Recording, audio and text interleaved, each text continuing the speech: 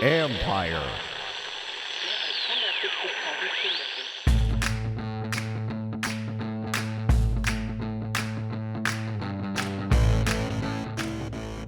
Hello and welcome to the podcast.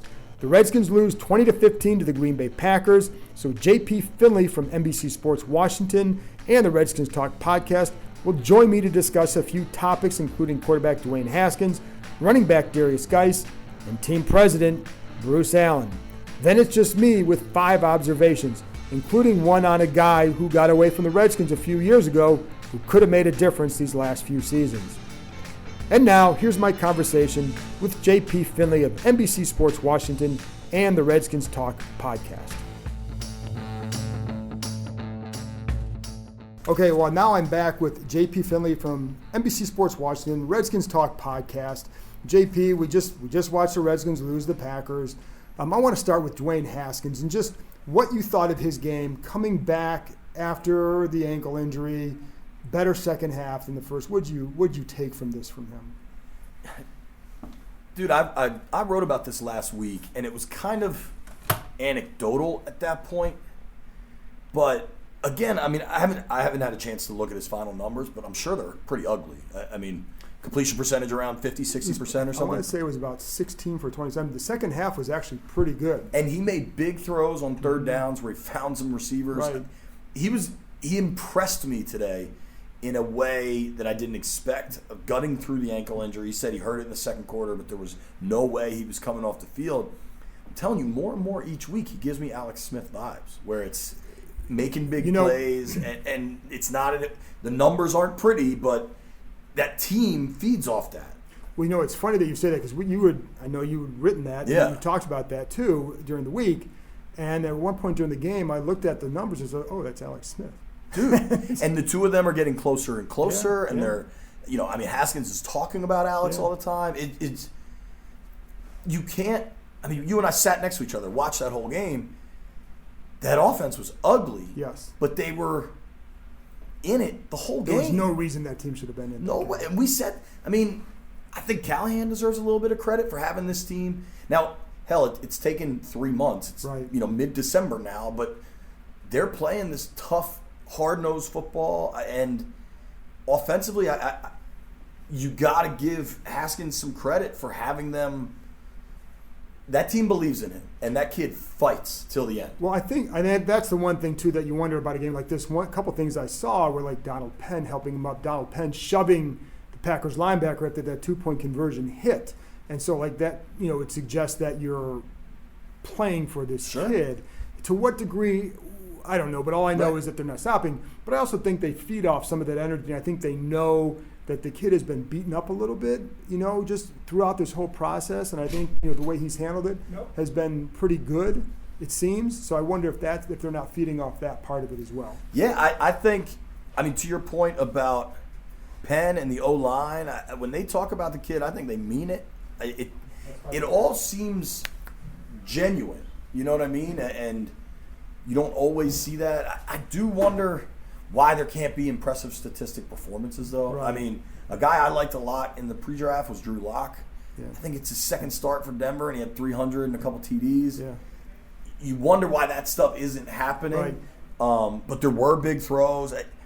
They had the one drive mid-fourth quarter where they were moving the ball a little, and then he just doesn't see Steven Sims 5-6 yards right in front of him that would have picked up a key first down. And you wonder what he saw, because the throw he made, was it Harmon maybe? I think it was Harmon, but there was like three it was like triple triple it was coverage. Not open. That ball had no chance. Right, and even the TD throw to Terry, he certainly put it in a position where only Terry could catch that. Correct. That's a hell of a catch. Right. Well, that's what I wonder too. And you bring up Locke. I wonder, with Dwayne, where's the bar that we're setting for him when we're trying to evaluate him? It feels like we're still evaluating him off of Giants, Vikings, when he just was really not good. Well, and I've talked about this. I've screamed about it in the press room. You've heard me say the Ashburn syndrome. That like the expectation is so low, and we're allowing what were I think it was 16 for 27. I think. Like, in no way should 16 of 27 for $170 with a touchdown and a pick be good. Right.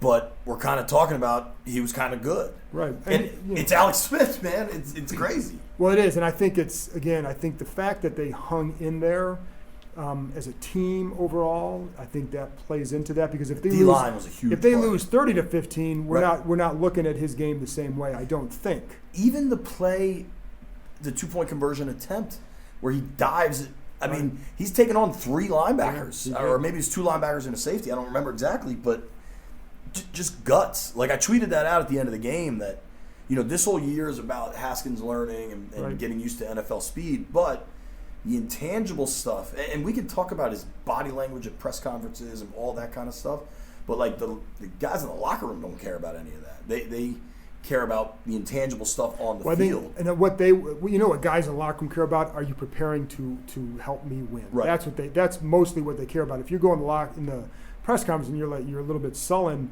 well, that's just him, but the guy's doing the work over here. That's primarily what they care about. Yeah. And if you're not doing that, then they care about everything. You know what I mean? Yeah. So, and I think there was a legitimate question if that was happening 2 months ago. Absolutely.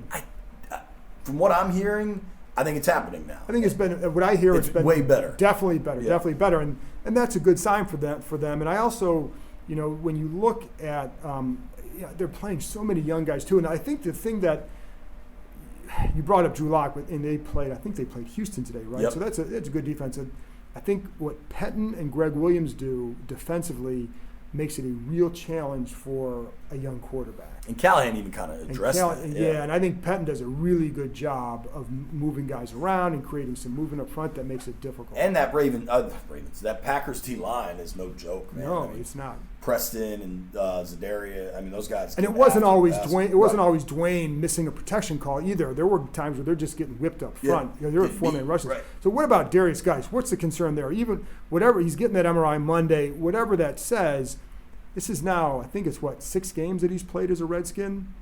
I think maybe 7 because another preseason game. You can't count preseason. The 7 games that he's played in a Redskins uniform, because the one injury happened. So I'm counting it just from the 7 games, 3 injuries or whatever the ratio is. You hate it for the kid because he's a charismatic person and a dynamic player. And you don't want to be premature on this because maybe the MRI will come back clean. Right. But there's a reason they didn't put him back in. Right. And we all heard him, on the sideline. He's saying, "I'm good, I'm good, I'm good." And they're just like, "No." I mean, they took his helmet for a reason. And I think that's smart. Oh, for sure. With him. But I think you got to be pretty concerned. You have. You and I have both heard all sorts of stuff about the condition of that knee and the longevity of the. What to expect there. And the shame of it is, it always seems to happen at the end of a good play. You make a nice run, you get that ripped off the 23-yard. Yeah, and then the first ACL happens at the end of a good run, and so that's a shame of it, is you're seeing what he can do and what he gives this offense. Well, and I think I said it to you, maybe it was to Pete, but we were all sitting there together.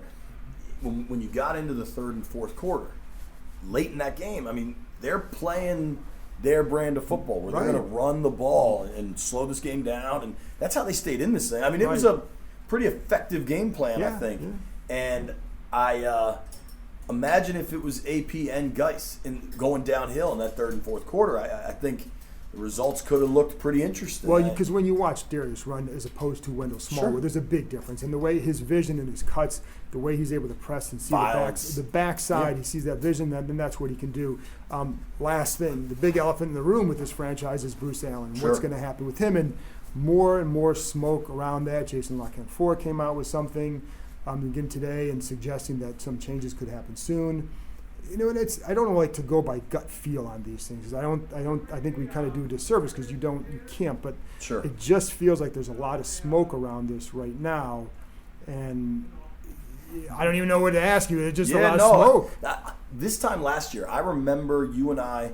So you've probably talked about this, but for your listeners, like when you come out of the Redskins media room where all the pressers are. For us, we have to go around this corner and walk up a fairly steep hill to get to the Redskins media room where we do all our work. I remember you and I walking up the hill last year, looking at each other 100% confident Bruce is coming back. Yes. No doubt about it. Absolutely. I I don't feel that way right now. I can't say that I'm that way right now. And it's not because there's I'm saying that he's definitely not. Right. I just think there's a much harder evaluation going on right now, and I think if you don't do that, you're doing your fans a disservice. Yeah, I think it seems a little bit that he's, for the first time ever, it's starting to look like he's on the outside a bit of kind of whatever that inner circle is. Mm-hmm. And so much of this is intangible that you can't describe. Like, it's just, sometimes you realize the real value in being on the beat and just the subtle things we see every day, right, and how you can compare that to months, years of knowledge and seeing how it's slightly different than what it was. You know what I mean? Yeah. And it just, things look slightly different more and more. And I don't, and this is all speculative, it's right? Speculative, yeah. and it's hard because you can't, with a situation like this, because we know what fans want to hear. Right. So you have to be really careful with what you say, because you can't, I'm not going to sit there and give false anything to anybody, nor are you.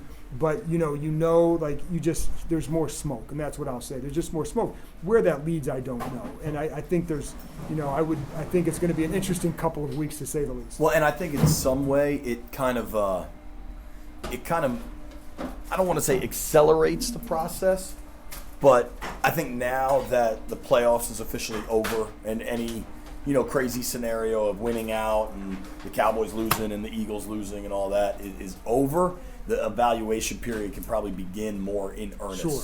And I think one of the things that hurt the eval last year is that you had, first of all, the injuries tainted it. I think the Brian Lafemina thing prevented a harder look at everything else. Right. This year, the focus is going to be on the field. And are you putting the right product in the field? And if not, why? And who's responsible for that? And that's, I think, that's where I think we're going to see the evaluation take place, and there's just going to be, I think, a harsher look. And I wouldn't count out the business side of stuff too. Right. I mean, what FedEx has looked like, and right, and those stories have become national. Like when it's ESPN pointing out the $4 seats, you know what I mean? When it's Sports Center, it's not. And the other owners notice that stuff too. That stuff too, because they're be careful there. Yeah, they're. I mean, they're all. One extremely flawed theory that a lot of fans have is that Dan gets his, what's the TV rights check? $350 million? Yeah, something outrageous. And I've seen this on Twitter, and I've heard people say, like, oh, he gets that check, he doesn't care.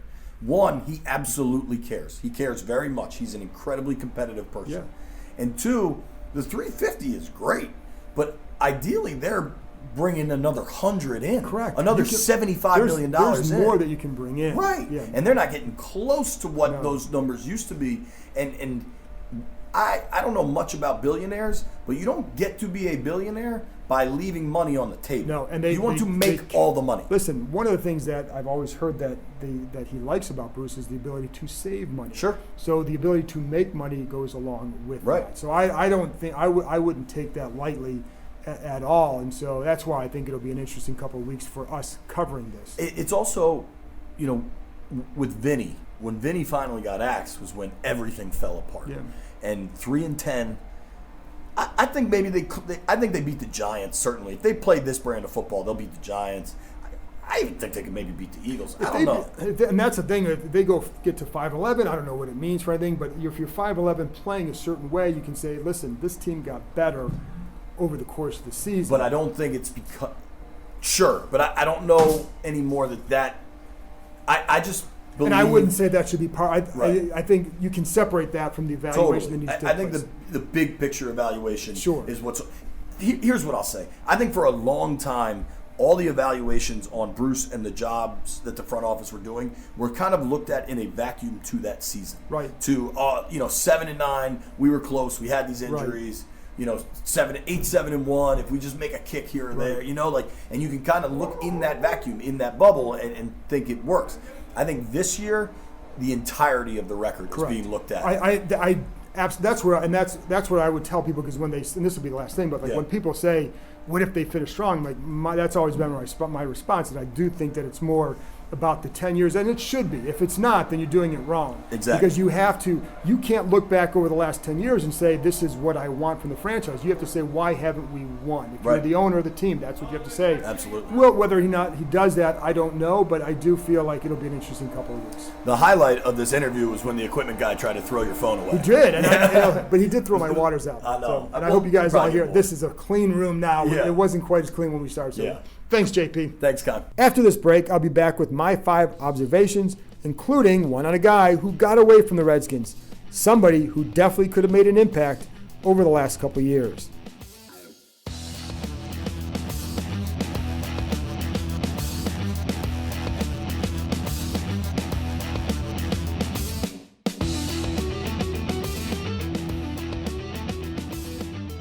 Okay, now it's time for my 5 observations. Number 1, when you talk to guys in the locker room after the game, they mention how big it was for quarterback Dwayne Haskins to play through his ankle injury. They liked the toughness he showed in doing so. It's not as if he was hobbling around all game back there and looking like RG3 back in the day with his injured knee. Let's not overstate what happened here. Haskins had a sprained ankle, and after returning, he was moving well enough to go back out there and play. Doctors cleared him. He was walking around fine in the locker room after the game. I know some worried about him staying in the game. I wondered too at first because initially we were told it was a knee injury. But the doctor said there was no issue. Then I think playing games like that when you're a little banged up is okay. It's how you win guys over. I think if he was in danger of getting hurt a lot worse, then I think there's an issue. But he certainly looked like he was okay on some of those late drives, and that's what they need to see. If there was a knee issue and couldn't move around, again, different. That wasn't the case here. As JP and I discussed, Haskins must win guys over with his work ethic over an extended time. They want to see him doing the work outside the building that's necessary. To that end, I overheard Haskins telling a teammate on Friday that what his plans were after leaving Redskins Park that day. Haskins said he was going to go home, study more of Green Bay's blitz packages, study some more of the red zone plays. That was his Friday night. That's a good step. So too is playing through the sprained ankle. I saw guys going over to help him up at times. I saw Donald Penn drilling a Packers linebacker after his hit on Haskins on the 2-point conversion. All of that is good. Number 2, I think it says a lot about running back Adrian Peterson, what he's been able to do this season. I asked him after the game if he's been energized by playing with so many of these young guys. His eyes lit up and he said he gave me kind of a heck yeah sort of a response. And his comment was, did you see that catch by McLaurin? So he's feeding off them, and I truly believe that they're feeding off him. That's a reason why I felt like he needed to continue getting carries. If you're trying to develop a mindset like they are, then you keep around a guy who has a terrific one. It's not always about talent in this league. In fact, it usually is about a lot more. And to see an all-time great battle the way Peterson has in a lost season can rub off on guys. Now, I also think there's another part to Peterson's story here. He has a $500,000 bonus if he hits 1,000 yards rushing.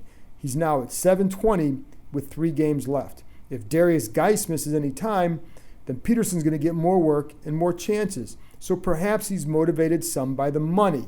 But I had one member of the organization say before the game that that's a good thing. The desire to make more money should be a motivator to play hard. He's doing so. This guy wishes that more guys would be motivated that way. Regardless, it's also how Peterson has always played throughout his career.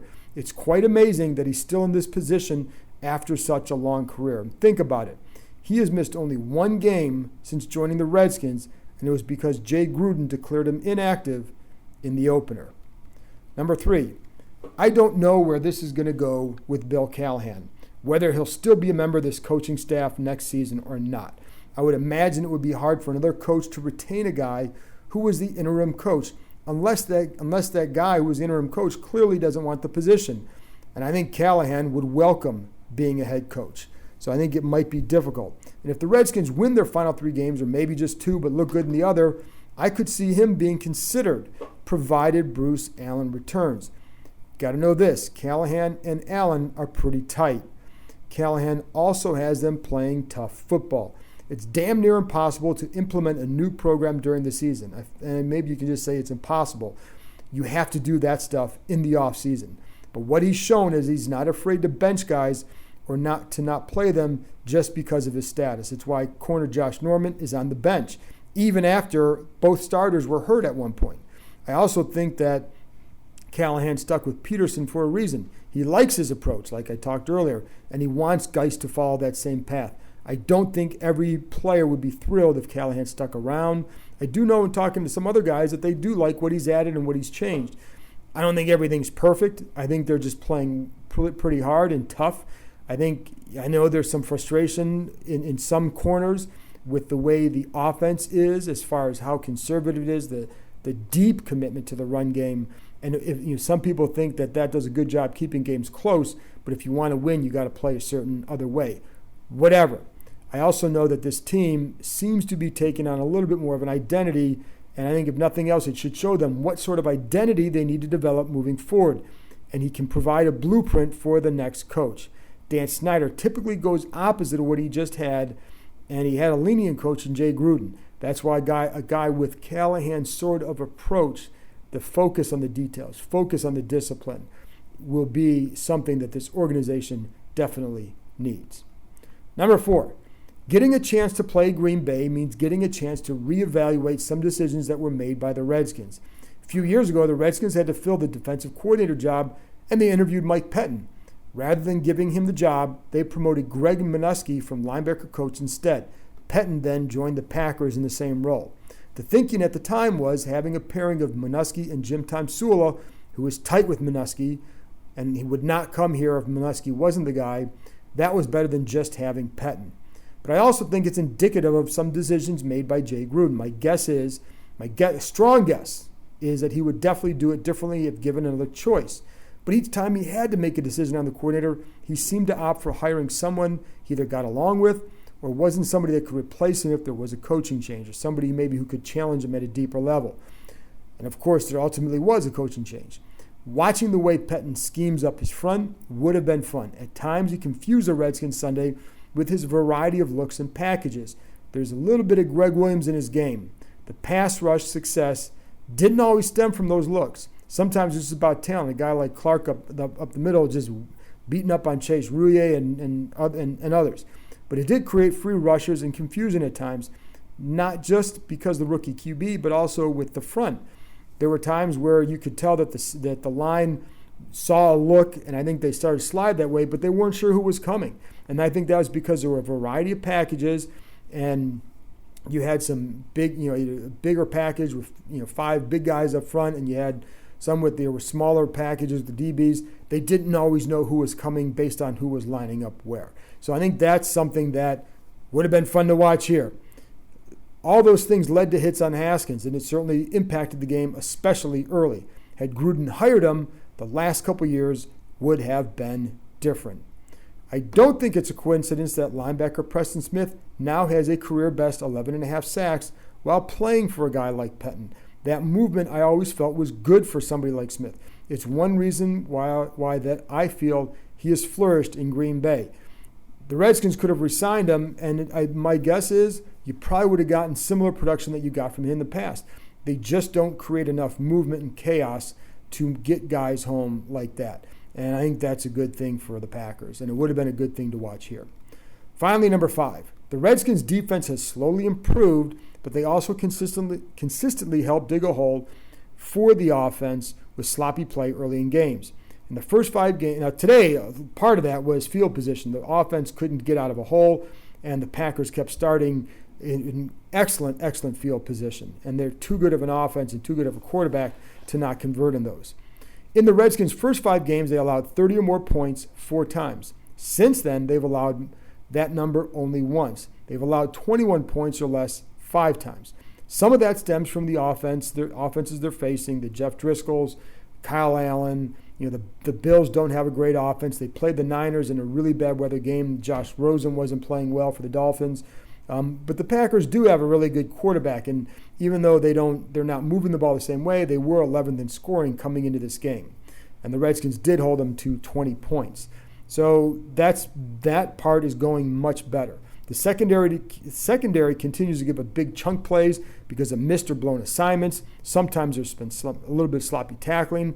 The line, though, has done a really nice job helping to limit offenses. I think Matt Ioannidis, Deron Payne, Allen, I think those guys are playing well. It just shows you that there's a good talent base on this side of the ball. They absolutely need a corner, and I'd get another free safety. Monte Nicholson just isn't doing it for me. He wasn't good coming up and tackling today. He's not making plays in the back end. We haven't seen that speed, the ability to cover a lot of ground like we thought we would see based on what he looked like a couple years ago.